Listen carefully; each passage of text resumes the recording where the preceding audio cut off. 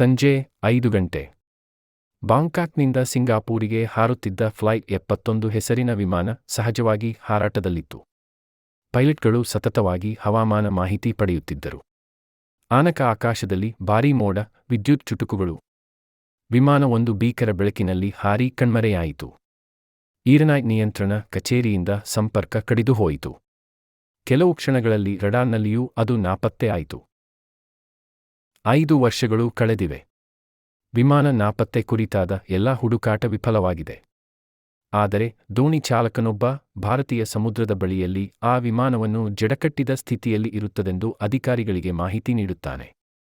ಆ ಸುದ್ದಿ ವಿಶ್ವದ ಗಮನ ಸೆಳೆಯುತ್ತದೆ. ವಿಮಾನವನ್ನು ಸಾಗರವಾಯುವಾಹಕ ತುರ್ತು ಬಳಕೆಯ ಏರ್ಪೋರ್ಟ್ಗೆ ತರಲಾಗುತ್ತದೆ. ಆಶ್ಚರ್ಯಕರ ಸಂಗತಿ, ಎಲ್ಲಾ ಪ್ರಯಾಣಿಕರೂ ಜೀವಂತ. ಆದರೆ ಅವರನ್ನು ಕೇಳಿದಾಗ ಅವರು ಮತ್ತು ನಾವೀಗ ಲ್ಯಾಂಡ್ ಆಗುತ್ತಿದ್ದೇವೆ, ಎಷ್ಟು ಸಮಯ ಆಯಿತು ಎಂಬ ಪ್ರಶ್ನೆ ಕೇಳುತ್ತಾರೆ. ಅವರು 5 ನಿಮಿಷದ ಹಿಂದೆ ವಿಮಾನದಲ್ಲಿ ಇದ್ದೇವೆಂದೇ ಭಾವಿಸುತ್ತಿದ್ದರು. ಸರ್ಕಾರ ಇಂಟೆಲಿಜೆನ್ಸ್ ಅಧಿಕಾರಿ ಅರವಿಂದ್ ರಾಯ್ ಅವರನ್ನು ವಿಶೇಷ ತನಿಖೆಗೆ ನೇಮಿಸುತ್ತದೆ. ಅರವಿಂದ್ ಶಾಂತ ಮತ್ತು ತೀಕ್ಷ್ಣ ಮನಸ್ಸು ಹೊಂದಿದ ವ್ಯಕ್ತಿ. ಅವರಿಗೆ ಈ ಪ್ರಕರಣ ಮೊದಲನೇ ಬಾರಿ ವಿಸ್ಮಯಕ್ಕೆ ಒಳಪಡಿಸುತ್ತದೆ. ಪ್ರಯಾಣಿಕರ ಜೊತೆ ಮಾತನಾಡಿದಾಗ ಅರವಿಂದ್ ಗಮನಿಸುತ್ತಾನೆ, ಅವರು ಭಾವಿಸುತ್ತಿದ್ದಾರೆ ಅವರು ಇನ್ನೂ 2020ರಲ್ಲಿ ಇದ್ದಾರೆ. ಅವರು ಮೊಬೈಲ್ನಿಂದ ಕಾಲ್ ಮಾಡಲು ಯತ್ನಿಸುತ್ತಾರೆ, ಆದರೆ ಯಾವ ಟವರಿಗೂ ಸಂಪರ್ಕ ಇಲ್ಲ. ಅರವಿಂದ್ ವೈದ್ಯರ ಸಹಾಯದಿಂದ ಪ್ರಯಾಣಿಕರ ಮೆದುಳಿನ ಸ್ಕ್ಯಾನ್ ಮಾಡಿಸುತ್ತಾನೆ. ಸ್ಕ್ಯಾನ್ ವರದಿ ಆಶ್ಚರ್ಯಕರ, ಅವರ ಮೆದುಳು ಶಕ್ತಿ ಹೆಚ್ಚಾಗಿದೆ, ಪ್ರತಿಕ್ರಿಯೆಗಳು ಅಸಾಧಾರಣವಾಗಿ ವೇಗವಾಗಿದೆ. ಅವರ ಶರೀರಗಳಲ್ಲಿ ಚಿಕ್ಕಮಟ್ಟದ ಬದಲಾವಣೆಗಳು ಕಂಡುಬರುತ್ತವೆ. ಅವರು ಮನುಷ್ಯರು, ಆದರೆ ಒಂದಿಷ್ಟು ಹೆಚ್ಚಾಗಿ. ವಿಮಾನದಲ್ಲಿದ್ದ ಒಂದು ಬಾಲಕಿಯು ನಿದ್ರೆಯಲ್ಲಿ ಕೂಗಿ ಏಳುತ್ತಾಳೆ, ಅವನ ಕಣ್ಣುಗಳು ನೀಲಿ. ಅವರು ಒಳಗೆ ಬಂದರು. ಬೆಳಕು ಎಂದು ಆ ಬಾಲಕಿ ಚಿತ್ರಗಳ ಮೂಲಕ ಹೇಳಲು ಯತ್ನಿಸುತ್ತಾಳೆ. ಆಕಾಶದಲ್ಲಿ ವಿಮಾನವನ್ನು ಹೊತ್ತ ಹಾಲಿನ ಬಣ್ಣದ ಬೃಹತ್ ಬೆಳಕು ಮತ್ತು ಅನ್ಯಜಾತಿಯ ಶಬ್ದಗಳು. ಇದನ್ನು ಕೇಳಿದ ಕೆಲವರು ನಗು ಮಾಡುತ್ತಾರೆ. ಆದರೆ ಅರವಿಂದ್ ಇದರ ಹಿಂದಿನ ವೈಜ್ಞಾನಿಕ ಅರ್ಥ ಹುಡುಕುತ್ತಾನೆ. ವಿಮಾನದಿಂದ ಹೊರತೆಗೆಯಲಾದ ಬ್ಲ್ಯಾಕ್ ಬಾಕ್ಸ್ ಅನ್ನು ವಿಶೇಷ ಲ್ಯಾಬ್ನಲ್ಲಿ ಡಿಕೋಡ್ ಮಾಡಲಾಗುತ್ತದೆ. ಮೊದಲ 20 ನಿಮಿಷಗಳಾಗಿ ಎಲ್ಲವೂ ಸಹಜವಾಗಿ ಇರುತ್ತದೆ. ನಂತರ ಅಚಾನಕ್ ಆಲ್ ಇನ್ಸ್ಟ್ರೂಮೆಂಟ್ಸ್ ಗೋ ಬ್ಲ್ಯಾಂಕ್. ನಂತರ ಬ್ಲ್ಯಾಕ್ ಬಾಕ್ಸ್ನಲ್ಲಿ ಶಬ್ದ ಕೇಳುತ್ತದೆ, your time is not yet. ಅದರ ಶಬ್ದ ಮಾನವ ಶಬ್ದವಲ್ಲ, ನೇರವಾಗಿ ಕಡಿವಾಣ ಹಾಕಿದಂತೆ ಅನಿಸುತ್ತದೆ. ವಿಜ್ಞಾನಿಗಳು ಆಶ್ಚರ್ಯಚಕಿತರಾಗುತ್ತಾರೆ. ಅರವಿಂದ್ ತನಿಖೆ ಮುಂದುವರೆಸುತ್ತಿದ್ದಂತೆ ಸರ್ಕಾರದ ಒಳಜಾಲದಿಂದ ಕೆಲವು ಅಧಿಕಾರಿಗಳು ತನಗೆ ತಡೆ ಹಾಕಲು ಯತ್ನಿಸುತ್ತಾರೆ.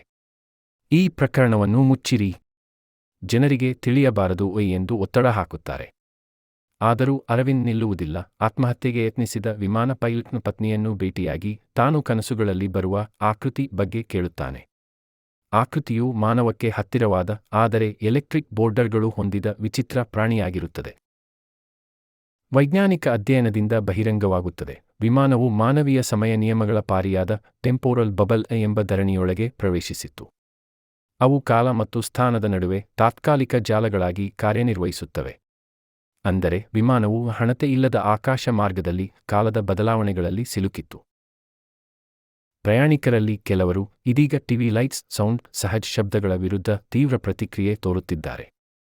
ಅವರ ದೇಹ ವಿಕಸನಗೊಂಡಂತೆ ಕಾಣುತ್ತದೆ. ಅವರಿಂದ ಮಿಗಿಲಾದ ಮಾನಸಿಕ ಶಕ್ತಿ, ತೀವ್ರ ದೃಷ್ಟಿ ಮತ್ತು ಮತಾಭ್ಯಾಸವಿಲ್ಲದ ಶುದ್ಧ ಬುದ್ಧಿ ಪ್ರಕಟವಾಗುತ್ತದೆ. ಅವರಲ್ಲಿ ಕೆಲವರು ಮಾನವ ಸಮಾಜವನ್ನು ತ್ಯಜಿಸಲು ಇಚ್ಛಿಸುತ್ತಾರೆ. ಅವರ ಪ್ರಕಾರ ಅವರು ಈಗ ಮರುಮಾನವರಾಗಿದ್ದಾರೆ. ಅರವಿಂದ್ ಅವರ ಮೇಲಾಧಿಕಾರಿಗಳಿಗೆ ವರದಿ ಸಲ್ಲಿಸುತ್ತಾರೆ.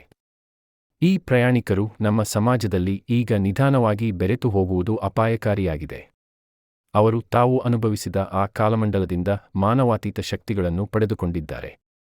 ಅಂತಿಮವಾಗಿ ಸರ್ಕಾರವು ಈ ಸಂಗತಿಯನ್ನು ಕಟ್ಟುಮುಡಿಸಿ ಅಸಾಮಾನ್ಯ ತಾಂತ್ರಿಕ ದೋಷ ಎಂದು ಘೋಷಿಸುತ್ತದೆ.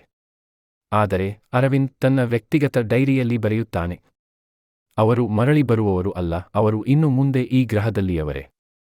ಆದರೆ ಅವರು ಮನುಷ್ಯರಲ್ಲ.